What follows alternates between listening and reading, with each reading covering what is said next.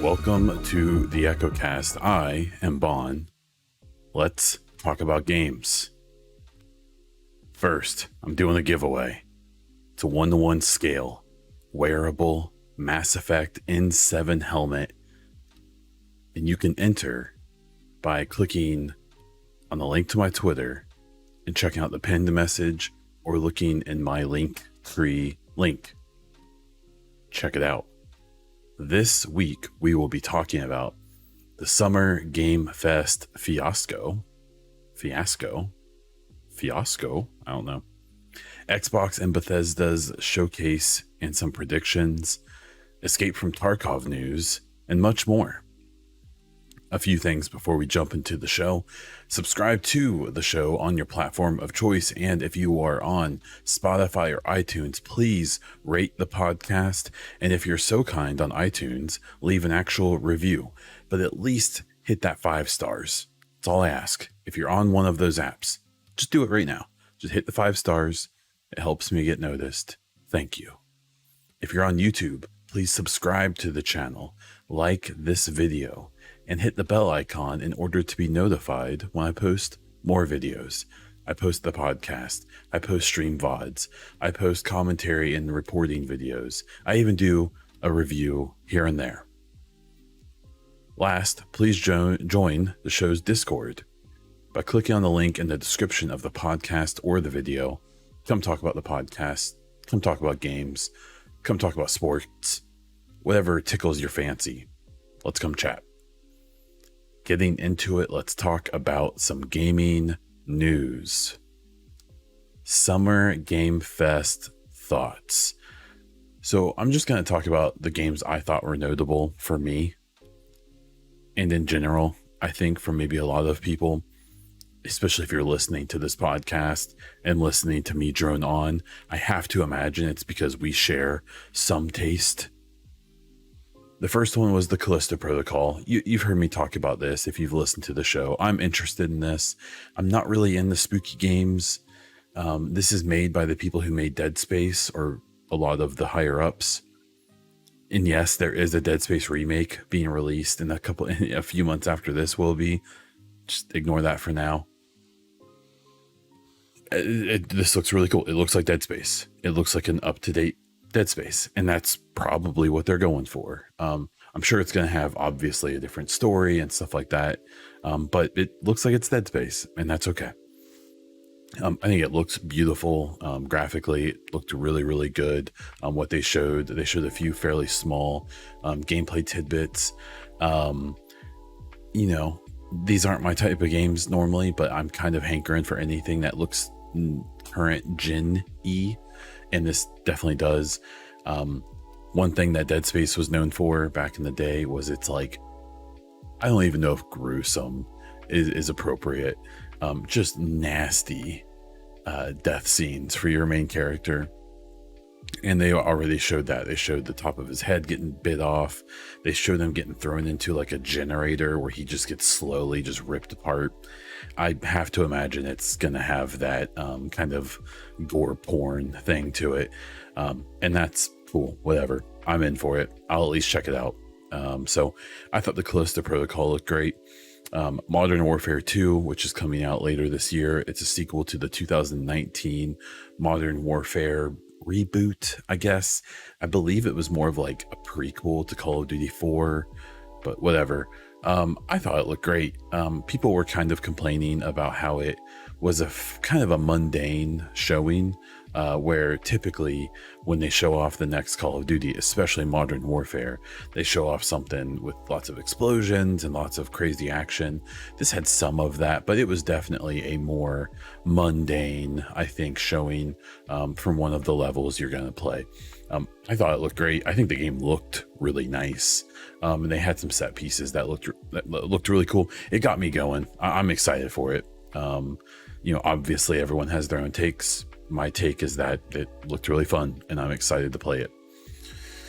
The next one was Marvel's Midnight Suns. I'm not into turn-based games. This probably isn't my thing.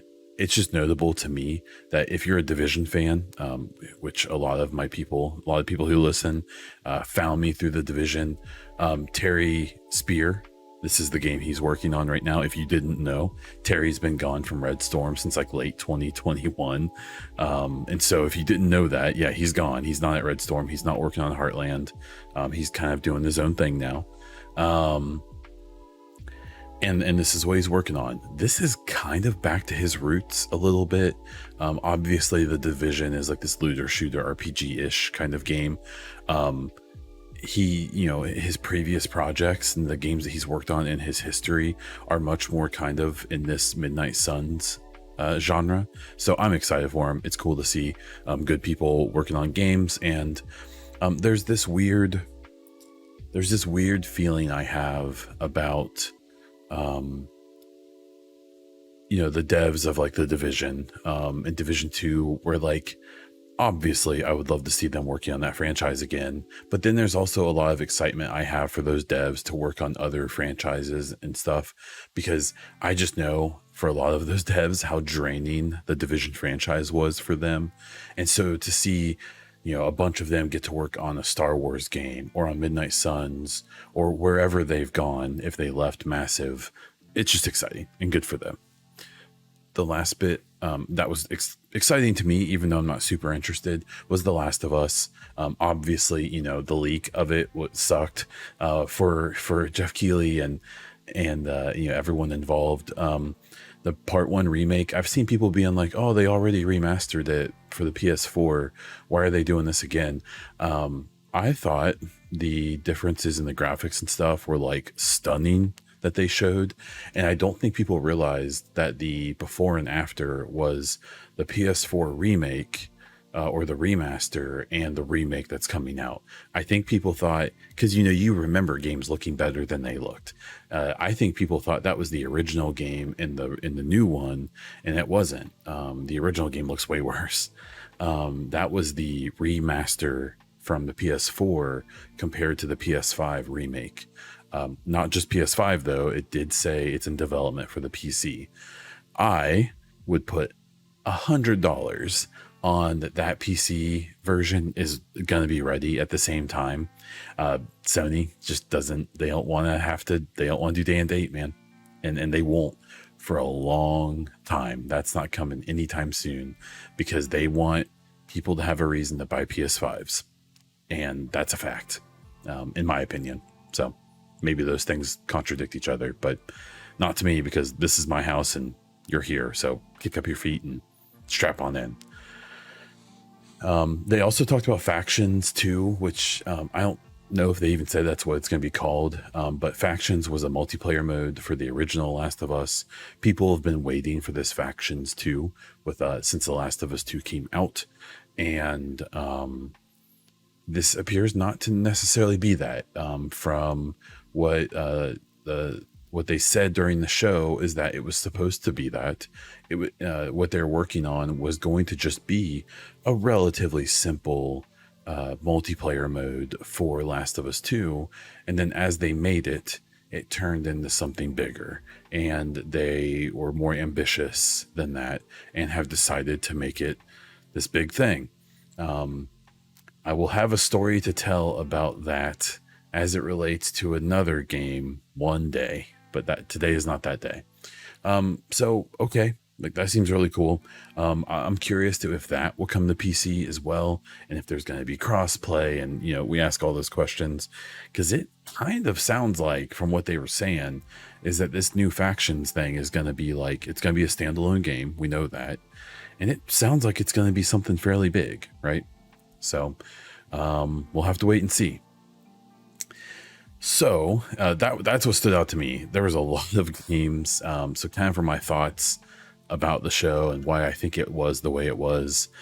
I think that we maybe should have expected this show to not hit the way that maybe a lot of us, including myself, thought it would. There aren't a lot of big games coming out in the next 6 months. It sounds like God of War Ragnarok might make it. Modern Warfare 2, some of these games, and remakes and stuff like that, but there's just not, Starfield got delayed. Redfall, people keep talking about Redfall. I don't think Redfall is going to be that big of a deal. Like, I think it's going to be a cool game, and I'm excited to see what it is. But it is funny hearing people constantly talk about Redfall and Starfield in the same sentence because they were both delayed. But like, Redfall is probably going to be this like co-op multiplayer, like relatively like double A project, where like Starfield is probably going to be the biggest exclusive that Xbox is going to have for like a really long time, right?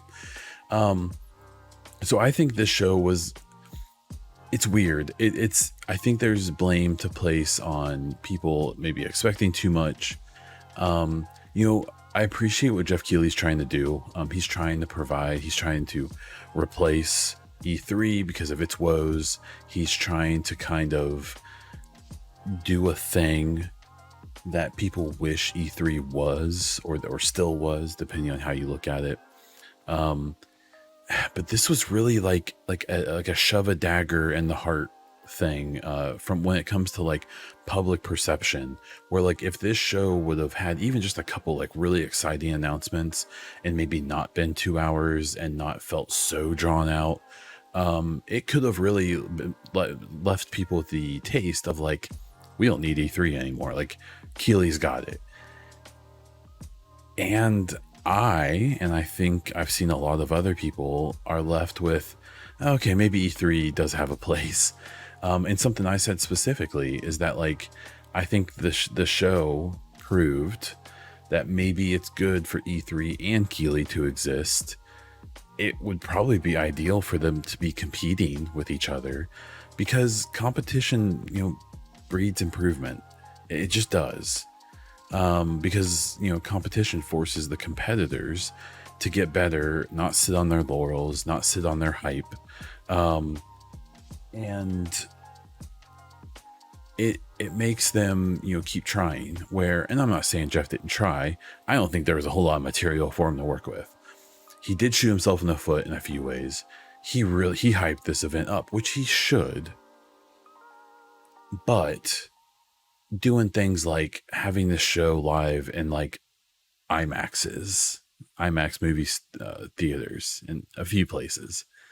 If you didn't know, his dad invented the IMAX system, so I'm sure he has some obvious like inside contacts there, and so I'm sure that's part of why. But when you do stuff like that, and you do multiple like Twitter like live things, and you do like streams on Twitch, and you're kind of hyping this thing up, you're setting an expectation, even if you try to tamper it in the day or two before it comes. And this show was boring. It was boring. It wasn't great. It started off okay. It ended okay. There was so many awkward moments. There were so many games. This show should have been an hour long. They could have easily cut an hour out of this. He should have not done all of these like live interview things, especially the one where the guy was just like jerking him off. Like, sorry if you're listening to this, and that was frustrating for me to say out loud, but like it was awkward, and it just didn't really hit. And I've seen him kind of clapping at people a little bit, and I've seen people kind of hyping him up, and that's fine, because I want Summer Game Fest to happen next year. And I bet next year it's going to be ripe with much more exciting things to reveal. But, he's going to have to compete with E3 for that. And whether you think E3 sucks and the ESA is terrible and all that, which is like fair, E3's got they've got some deep connections, and they're probably going to compete for some of these big announcements, and that might be a good thing, right? And so this show, I mean, it was rough. I didn't like it. I streamed the whole thing. I thought it was a waste of 2 hours of my time. I came away from it. I went into it. If you go back and watch my VOD, I even say, like, I doubt there's going to be anything here I'm super hyped about, but I'm still curious. Like, games are exciting. Let's game. And even with that attitude going into it, I left being like, oof, like that wasn't good. That probably didn't need to happen. Or at least it should have been different. I think if he would have condensed that show into an hour and let it be a little bit tighter and not felt so drawn out, especially the middle, like 70% of it just felt really stretched. If he could have shrunk that down to like 20% of its size and let it be a show half as long, it probably would have been a lot better. I think it would have been received a lot better. I think some people would have been like, still like, oh, where's the big things? Or wow, that was kind of short. But I think people would have left with like, oh, that was like a solid C+ or a B- show, instead of where like, I think that was like, you know, like a D, like or like, you know, like a 2 out of 10 or 2 or 3 out of 10. I was not impressed at all. So, you know, I think Summer Game Fest is a good thing. I think what Jeff is trying to do is a really good thing.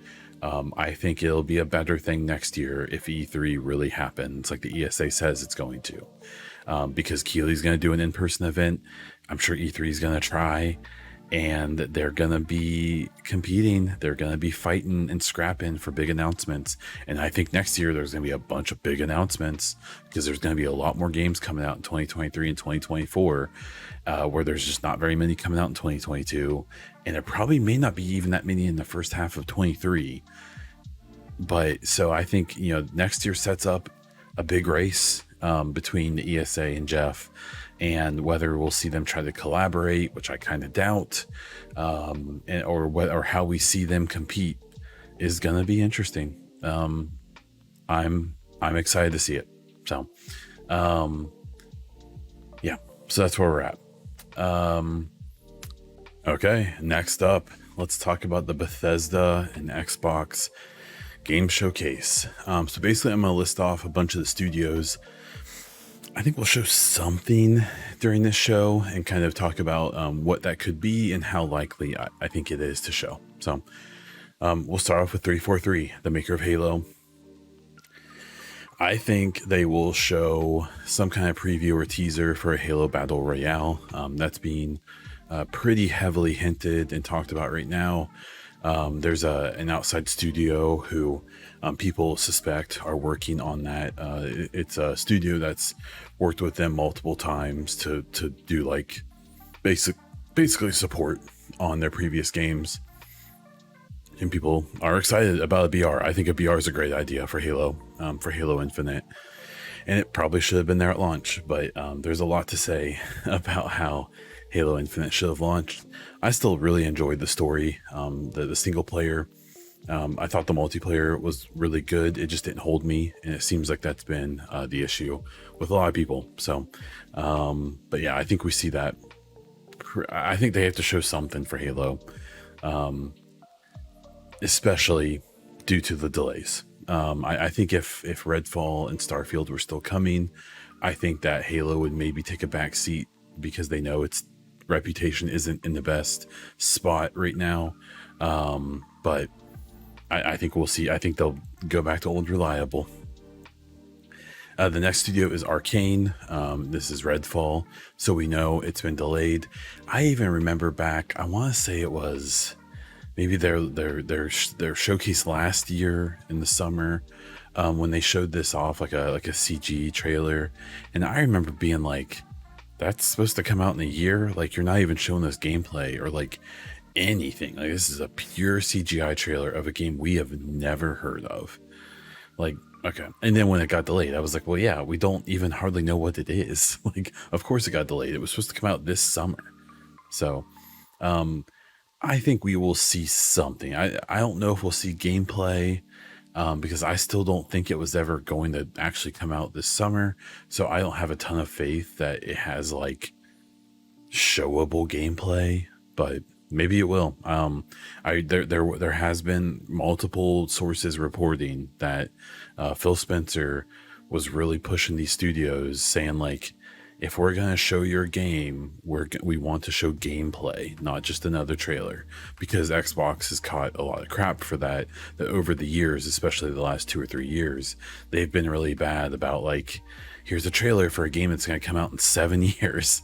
And then obviously, you know, how accurate or true to life that ever ends up being, if the game ever comes out, you know, is an issue. So I think we'll see something from Redfall, maybe some really early gameplay or something.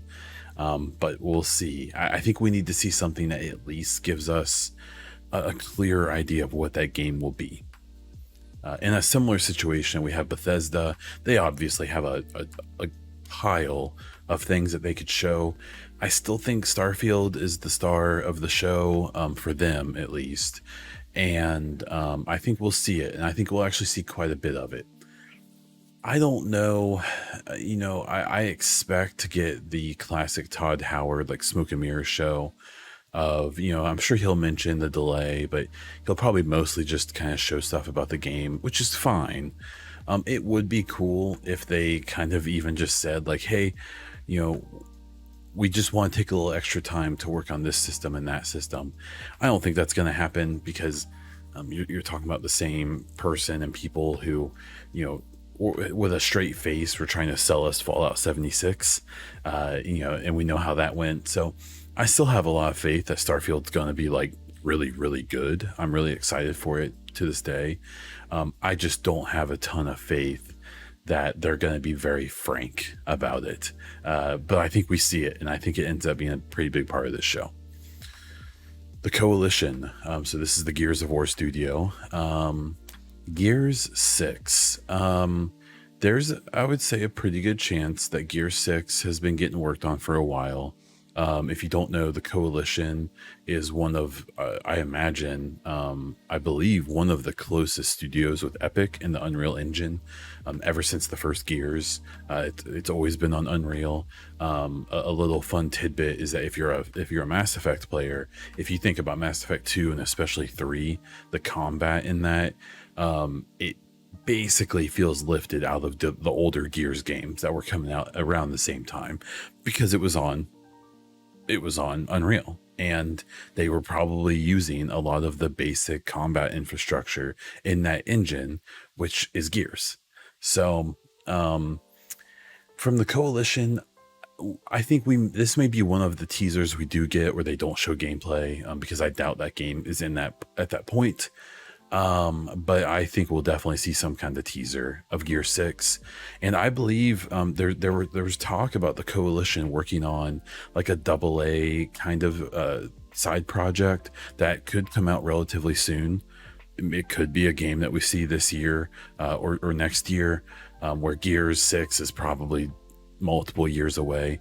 But I've seen nothing else about this side project for the Coalition. So I would imagine it's one of those things where like you assume it's either going to be just like Gears, just something else, or it's going to be something. It's going to be like a flight game. It's going to be like Crimson Sky or something. I don't know. So we'll have to wait and see. I have a hard time believing we won't hear anything from the Coalition, but we'll have to wait and see what they show. The Initiative, the legendary quadruple A studio that has been hyped so much, which we now know is really like a relatively small studio that's using outside help to do a bunch of heavy lifting. We know they are working on the Perfect Dark reboot. We've only seen a CGI trailer, which I believe showed last summer at the Xbox show. From what I've seen, Jeff Grubb and others saying like this is one of the games that we will not see at this show. Maybe there's a mention of it. Maybe there's a little teaser or concept art or something where they just say like, maybe it's where they like in a big way talk about their partnership with I think it's Square Enix and to work on this game. We'll see, but I'm not expecting to see much, if anything, from Perfect Dark. Machine Games is the next one, so they're the Wolfenstein people. I imagine if you look at the time frames, there's probably another Wolfenstein game coming soon. And by soon, I mean like the next 3 years, maybe sooner. And so I think we see something from them. I think we see something along the lines of like basically letting us know that, that Wolfenstein saga continues. Maybe they'll poke a little fun at the game about his daughters, which was abysmally bad. And but I think we see something from Machine Games for sure. And it's probably going to be Wolfenstein, because that's what they do. A big one I have is Ninja Theory. So we know they're working on Senua's Saga, which we've seen like a cinematic kind of gameplay of last year.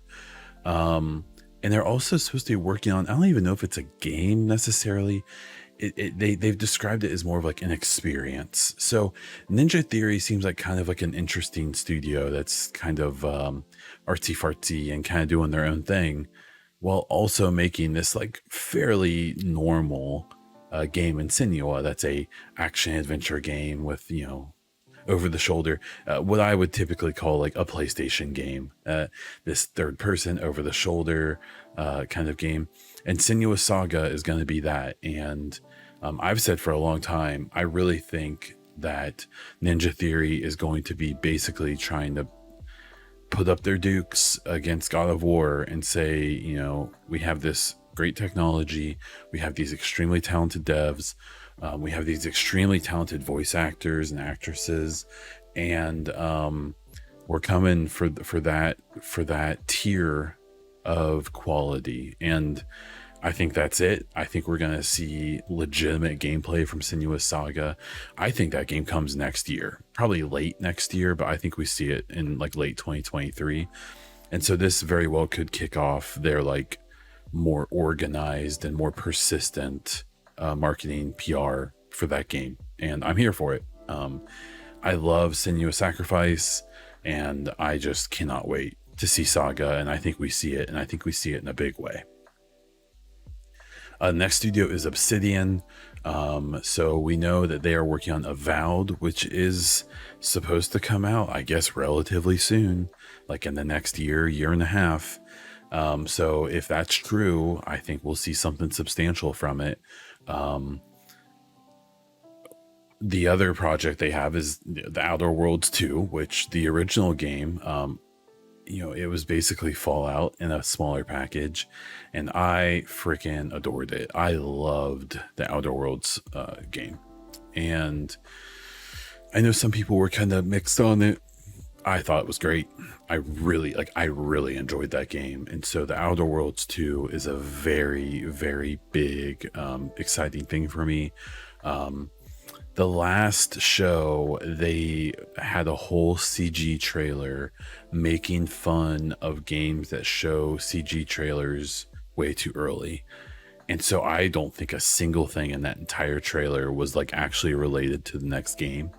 And I suspect that game's still 2, 3, 4, maybe more years away. And I don't think we see anything from the Outer Worlds 2 besides maybe like a little concept art and like, hey, we're working on it, but it's not here yet. The next studio is Playground. They are making the new Fable game. There were some rumors fairly recently kind of saying, so they're not using Unreal or any of those established engines. They're using the Forza engine to make this game, because they are, they're a subsidiary, I believe, of Turn 10, who makes Forza. And supposedly they're having issues with making an RPG, like third person open world game with the Forza engine. Now that shouldn't be that surprising, I think.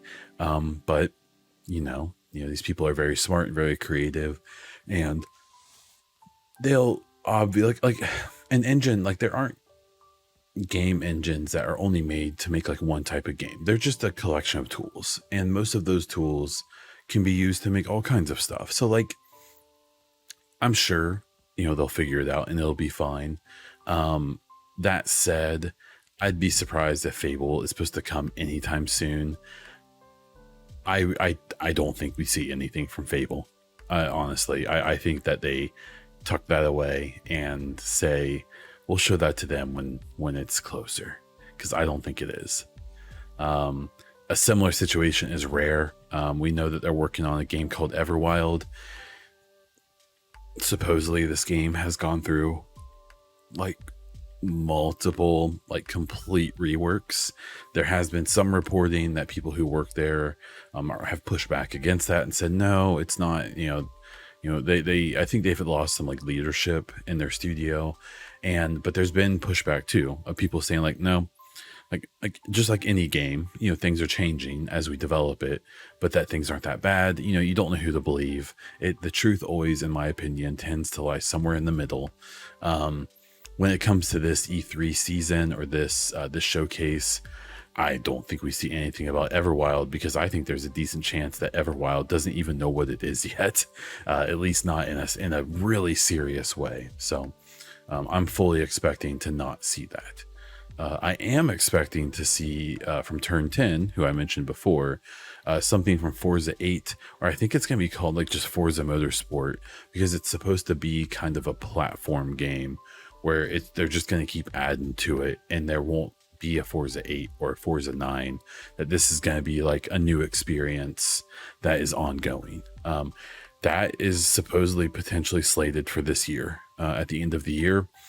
And that, you know, there's a lot of talk that this may be Xbox's only big like first party exclusive that comes out the rest of the year.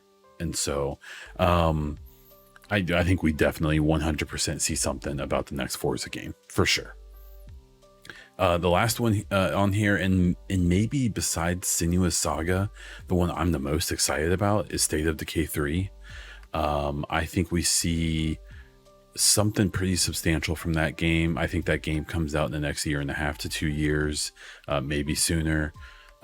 They, through this whole summer, are still updating and putting out content for State of Decay 2. I have to imagine that's with a relatively small team, and that the bulk of that studio is working on the next game. Whenever you see them do like the developer streams and stuff for State of Decay 2, it seems like it's always like the same, you know, small number of devs.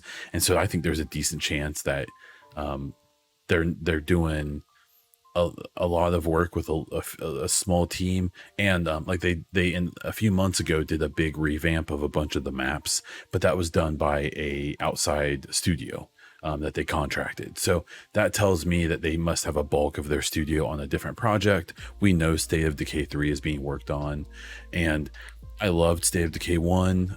I thought 2 was really good, and even now I'll get kicks and go back to it for a couple weeks and still play it. I've put in a lot of time into that game, and I can't wait to see what they do. State of Decay 2 was released like right after they got acquired by Xbox, so it didn't really have the benefits of that funding and those resources and stuff. Now the way it's been supported ever since seems like that has been influenced by their support from Xbox. So if we see the love they've given that game since it was released in a whole new game, can't wait. I'm genuinely really excited about State of Decay 3. And from when I was looking at the list, I'm sure that, you know, I know there's a few other things being rumored, or some things that are almost, you know, guaranteed to show, maybe somewhat smaller projects. Realistically, I think I'm just being fairly realistic. I think there's going to be 2 or 3 moments that really pop for people. Tom Henderson just this afternoon tweeted about like, hey, like, I'm not going to spoil the show, but other people might. I'm going to report on it, but not in too much detail, to try to retain some surprise for people. And then someone replied to him and said, hey, do you think the show's going to be good, or something like that? And he said, I think it's going to be very good. And he's pretty cynical, and he's pretty trolly. And so I imagine he knows what's coming, even though he's not going to report on it. And for him to be positive about it is not a big deal. I would expect him to basically not set any expectations, and he did. So now he did reply right after that, like, oh, I can't wait for this tweet to be used by people who think that they're going to announce. And then he like listed off like Half-Life 3 and like all of these games that are never going to actually happen. But he seemed pretty confident about this show being really good. And I think after the kind of dud that the Summer Game Fest was, I think people's expectations are probably kind of low. So if they provide us like a solid like 7.5 out of 10 show, I think people will love it, because it's going to feel like a big highlight. And if they can do even better than that, then they can really do a good job of kind of putting themselves in a good spot. So And so that's where I'm at with it. I will be streaming that show. If you want to come by my Twitch channel, it's just twitch.tv/bondiesel at 1:00 Eastern time on Sunday. I will be on co-streaming that, so you can come hang out and talk and let me know what you think. As for other shows, there's a bunch of fairly small shows. I don't think there's people really expecting a Nintendo Direct, at least not this month, maybe next month or in August. There is a lot of talk of people thinking there's going to be not a state of play from PlayStation, but a legitimate showcase that will probably just be Ragnarok, God of War. And I think that as well. The reporting right now on God of War is that it's coming this year. And so this summer, pretty much, even if it comes in like October, November, December, I mean, they need to start that marketing campaign soon. I know it's God of War. I know it's Sony. So they don't really have to market it that much because people are going to buy it either way. But they do have to do something. And I think that this month would make sense. You would think that they would begin that campaign soon, especially if it is coming. I've seen people who are very familiar with Sony basically say there may be some like really small chance of it getting pushed back, but that it probably won't. And so they're basically just waiting for the go from the studio to be like, yes, we are 100% gonna release this year. And I think as soon as that happens, you'll see a blog pop up and a trailer and maybe an announcement for a showcase. I wouldn't be surprised if we see that this month. I think we almost have to see it next month if God of War is coming out this year. But we'll have to wait and see. You know, that's the fun of it all. All right, the next bit of news is Escape from Tarkov. They had a Tarkov TV stream where Nikita, the lead, the owner of the company, the head honcho, they do this every few months. They typically do it not too long before they do a wipe, where that's where the game resets completely and everything you did gets deleted and your character gets reset to 0. And it's a big event in that game. When people asked about the wipe during his show, it's kind of a Q&A thing, and it's kind of a prepared show us stuff thing. People asked about the wipe, and he said during the next major patch, which isn't ready yet, but will be soon. Soon to them can mean anything from like 2 to 6 weeks. I think we definitely have a wipe by the end of July. I think that like an early July wipe makes the most sense. Because Nikita said, he's like, hey, like look out for the pre-wipe events, and what happens is they do a bunch of funky stuff in the game that you wouldn't do unless the game is wiping, like making gear like a tenth the price that it is, or opening up all the vendors to level 4 even if you haven't earned it. So I expect that stuff will happen in the next week or two, and then it will lead to a wipe. The other things that will come with that wipe is an expansion to the lighthouse map that will include the area around the actual lighthouse, but not the internals. If you aren't familiar with that game, they are doing a thing that they're going to have a vendor in the game that you can go work with or buy stuff from, but it's going to require some kind of way to unlock them. And what's going to happen is they're going to release that part of the map, but not allow you actual access to that vendor. And then through gameplay stuff, we're gonna, as a community, unlock that vendor, I assume, in the next wipe. They announced a bunch of new guns. There's a 338 bolt action, which is the Lapua round, which is known right now. There's a semi-auto gun that is pretty hard to get a hold of, and the ammo is like hilariously expensive because you can one-tap people with it, like with basically any armor in the game. It's a very brutal, very effective gun, and they're introducing a bolt action, which will probably be a lot more approachable, and so that will be interesting. There is also, they're going to add a 7.62x54 single shot gun. So I don't know if that's going to be like a break action where you can load one bullet and it's going to be like a really cheap gun, or if they mean a bolt action. There's already a bolt action the SV98 in that caliber. This is the same as the SVD caliber. So I imagine this is going to be some like scav weapon, some really cheap weapon that can fire this like really good ammo, but you're only going to get one shot at a time. They also showed off some footage of the Benelli M3 Shotgun they're adding to the game. The G36 is going to be added, and there's going to be 2 variations of it. I believe this is going to be the 5.56 gun. I think it's chambered in other rounds, but I don't think we're going to see that. They also showed off the RD704, which is a 7.62x3.9 AK. It's like a more modernized AK platform.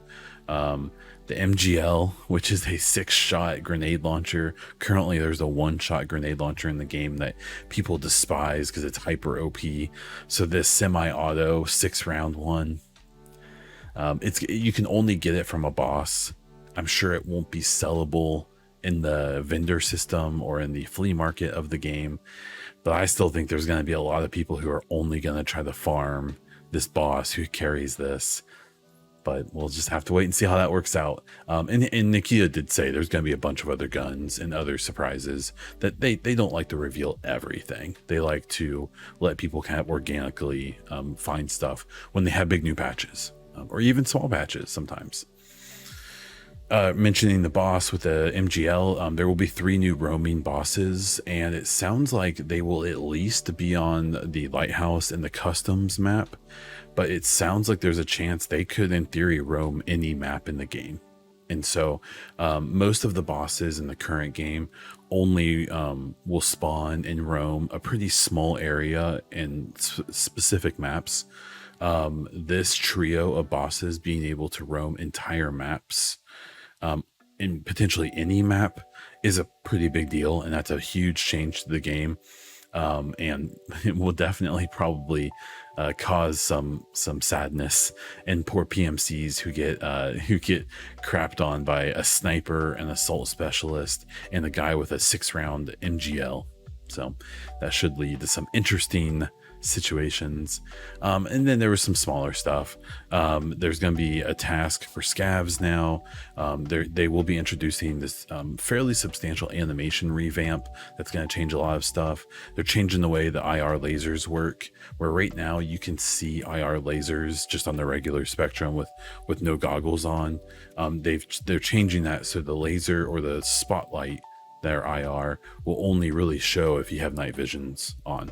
And so that's cool. And there's a bunch of other stuff that's coming. They also teased a new game, basically, which is the arena mode, which is essentially like a Call of Duty-fication of Tarkov, but retaining its gunplay and healing system and ballistic system and all that. But it's going to be where you go into an arena and fight other teams of people. And it won't necessarily be this like hyper punishing PvP we currently have. They also haven't revealed a ton of details about how rounds will work, how you get gear and stuff like that. So we'll have to wait and see, what happens with that.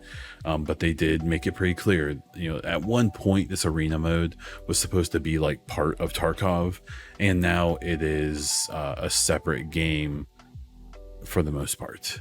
Some people are pretty upset about that because it was assumed that if you had Tarkov, you were going to have Arena, and now it looks like only if you have the most expensive version of Tarkov, and that you'll have to pay for Arena, or maybe everyone will. It seems like that's not 100% nailed down yet, but big stuff coming to Tarkov. I actually didn't really play this last wipe that much. I never really got into it. I have kind of already like predetermined that the next wipe, I want to be the first wipe that I get the Kappa case, which if you don't know the game, it's basically like for most people, the biggest accomplishment in the game. You have to do this insane number of missions and these really hard missions to attain this case. And so that's my goal, the next wipe, and we'll see how that goes. The next topic here is BF 2042. They have released their first season of content. It's a new map, some guns, and a specialist. I really like 2042. I think it's a good game. But it's pretty obvious that it's just taken a back seat already. And that's a bummer because I think there's a good game in there, but EA just hasn't shown that they really have the wherewithal to take games that have potential and to realize it, because I suspect that it's cheaper to just kind of poo-poo a game out and then move on to the next one that may not release in a bad situation. And that does kind of lead in some rumors about this. So there was some reporting this week from Jeff Grubb and Tom Henderson that that there's essentially a skeleton crew left on 2042 who is basically making enough content to satisfy a bunch of like legal obligations they made with some of the wording of like the season passes and stuff like that. But that the bulk of the Battlefield team is moved on to the next game. EA did respond to those reports and basically said that's not true, but they didn't really say anything that completely refuted any of it, and so it seemed like it was kind of a PR move. I suspect that it probably is down to a pretty small crew working on 2042. I suspect that 2042 was supposed to be like a battle royale game, and that late in the development, like maybe as few as 6 months before the game came out, they were like, we need Conquest. We need this to be a normal Battlefield game. This BR thing is not working. And I think that's why we saw the Conquest come out and seem really feature incomplete. I think that's why we saw the, I don't even remember what it was called, the BR mode release, and seem like completely half-baked. And now they aren't even doing any more development for that BR mode, and it kind of seems like even development on the whole game is not going to be super impressive, and that we are probably going to hear about a new Battlefield sooner than later. I would say as soon as next year, but maybe not released until like 2024. They kind of need to take maybe a little bit of a break and just let people forget this 2042 ordeal. I was going to report on this next thing, but due to some NDA stuff, I don't think I'm going to. If you're curious about Heartland and some stuff that may or may not be true, I genuinely don't know. The stuff that was reported on this week, the leaks, I have no idea. I genuinely have no clue. So I wanted to talk about it, but I still think it edges maybe a little too close to stuff I do know. So what I will say is check out Tom Henderson on Twitter and look a few days back for an article about the Division Heartland and read it. It's interesting. I'll leave it there. The last one here is just some first takes, and it's only with one game. It's Jurassic World Evolution 2. This is a like a Sim City or like a make your own zoo type of game, but with Jurassic Park. I played the original game that came out a few years ago and really enjoyed it. It was a lot of fun. It was a little rough around the edges though. This is the sequel. It's come out somewhat in conjunction with the new Jurassic Park movie, and it is so fun. It is so cool. If you have Game Pass, it's on there on PC, and I've just been eating it up. I really enjoyed this game. I'm maybe kind of getting towards the back end of my enjoyment of it, but I've probably played it, I don't know, 20 or 30 hours. I've played it a lot. And it's great. It's definitely worth a try, especially if you have the PC Game Pass. I highly suggest it. I've really enjoyed it. It can be a little stressful, but for the most part, it's just a fun design your dinosaur zoo and just go for it. And it's a blast. It's very cool. So Jurassic World Evolution 2, I highly suggest it. Okay, so listener questions. If you have any listener questions, I post a tweet every week on Friday on the EchoCast Twitter and my own, the Bon Diesel Twitter, where you can ask questions. You can ask questions in the YouTube comments. You can ask them in my Discord, which you can join in a link down in the description. And this week we have a couple questions from Master Prime on Discord. Have you watched the Obi-Wan show? I have. There's two shows I'm watching for the most part right now. It's The Boys and Obi-Wan. I think Obi-Wan's really good. It's fun seeing them make some of those connections between the third and fourth movie, and as well as some of the other projects that have and other stories that are relevant.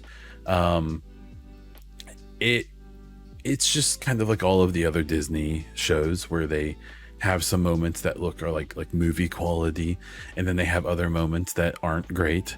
Um, I think an interesting thing about the Obi-Wan show is all of the talk about the third sister. That's a really weird situation where like um, the actress is obviously getting a lot of shit for just who she is, and that sucks because that's just dumb racist idiots being really awful to her. And no matter how good or bad her performance is, they were gonna do this either way because they're just a bunch of weirdos. um, that said, I think it is possible to say that people being racist and hateful over this are really crappy. I think it's also okay to point out that like her performance isn't great. I think it's a little cringy. I looked into her a little bit, and she's just not a super experienced actress, and so this is a big break for her. And she has moments where I think the third sister is compelling and interesting. Um, and honestly, I wouldn't even be surprised if maybe the writers aren't doing her favors. My wife put it, I think, the best way though, in that like the actress, the person herself, seems like she's like a really nice person. She just has like a nice face. Like she's not pretty. Like I don't mean like from an attractiveness point of view. She just looks like she's like a jovial person, just like a happy person. And so when you see her trying to be this kind of like edgelord, like bad person, you know, in the Inquisitors, it just doesn't come off well. But it's fine, you know. Like I think she was a lot better in the fourth episode. I've watched all the episodes so far. The fourth one is the one that's currently out as I record this. But overall, I think the show is cool. I think having Ewan McGregor in this again is interesting. Having Vader played by Hayden Christensen is neat. It's they're playing with some interesting stuff, giving us some tidbits we never knew about Obi-Wan before, that like Obi-Wan might have like a brother. And I really don't think they would have just casually mentioned that if that's never gonna come back at all, but we'll have to wait and see. But yeah, watching Obi-Wan, my wife loves it, really likes it. I'm into it. I think it's good. So yeah, it's a good question there. And then the second one is, if you could make a game, what game would you make? Oh man. I would probably make like a Division-y game, that like the Division and Mass Effect put together. I've gone on this spiel before, so I won't do it again, but I'm kind of under the impression that was like kind of the initial idea of the Division, was to have it be like a more traditional RPG. But then that Ubisoft decided they wanted to try to compete with Destiny, which they've, as good as Division 1 and 2 are, they've failed miserably. It's actually why I think the next Division game may not necessarily be a looter shooter, but we'll have to wait and see. Yeah, I would do something like that because even though it's not super original and it's in an existing IP, I just think that there is so much story to tell in the Division, and a lot of it gets told, but it just gets like kind of passed over because a lot of the looter shooter genre just doesn't tell very good stories. And I know someone's gonna be like, whoa, but Destiny's story sucks. It's a B movie, you know, TNT level, straight to video. I know that it's had moments and there's characters people love and that and stuff, but I'm sorry. To be fair, I haven't played in a couple years, so maybe I've missed out on some legitimately good story beats. I think Destiny is like cheesy, like daytime movie stuff, straight to video stuff. But I just don't think I think the only game, the looter, that tells a good story is Warframe. Even it is kind of convoluted because of the way the genre is, and they did it by like completely ignoring things like PvP and stuff like that in their game. So I would make the Division game that basically plays like a Mass Effect game, when it comes to making decisions, interacting with others, having companions, making choices that significantly impact the rest of that game and future games for your character specifically. That's what I would do. So it's a cheesy answer, maybe a little bit lazy, but that's the one I'm going with. So suck it. Okay, so content updates. I have a few. So you may notice that I have a new thumbnail in podcast art style. So Each podcast episode will have its own art on the podcast platforms now, which if you're listening on those, you should notice. And I've also changed up the YouTube thumbnail a bit as well. I wanted to get a little more color, a little more pop. I felt like the old thumbnails were really bland and weren't really like as eye-catching as I wanted them to be. And so now they are, and that's where we're at. The second bit here is I am planning on bringing back the Patreon. So I've done Patreon a couple times before, and I've gotten support and I really appreciated it. I just never felt like I was getting people their money's worth. And so this time I want to do it in a way, and I'm collecting suggestions and requests. So if you have them, please get them to me one way or the other. Best place is probably the Discord. Because I want to provide like early access to episodes and behind the scenes content or stuff like that. But I'm also looking to upgrade my equipment quite a bit, and the wife isn't going to let me buy a nice DSLR camera and do that kind of stuff completely with our own money without seeing some kind of return. And so I think that I can provide a more interactive and a better product through Patreon, while also trying to attain some of those goals as I focus more on making YouTube videos and stuff like that. I think it's important, and I think it's cool, and it would be good for the success of that to upgrade some stuff beyond just like a nice stream setup. I still want to keep streaming. It's just not a big focus because I just don't have the time for it, but I do have time to make like a few good YouTube videos a week, and I don't think I have the equipment to do that at the level I think I can right now. And so that's what the Patreon will be for specifically. But I would also like to kind of provide a more interactive and a more interesting product as well. So if you have any ideas, feel free to let me know one way or the other, what would make you want to join the Patreon. And then the last bit is I was a guest on a Mass Effect podcast recently called Massively Affected. And I'm on the second season, and that will start, those episodes are supposed to start dropping like really soon. I believe my episode will probably drop in July or maybe August. So keep an eye on my socials if you want to hear me geek out about Mass Effect for an hour with someone else for once. And just keep an eye on my socials or my Discord and things like that, and I'll be sharing that extensively. And that's where we're going to wrap this one up. Subscribe to the podcast on your favorite podcast provider, and don't forget to rate it if you're on Spotify or iTunes. If you're on YouTube, please thumbs up this video. Subscribe to this channel and leave a comment to help me out with the algorithm. If you can find me all over the internet as Bond Diesel, including on Twitter, YouTube, Instagram, and on Twitch.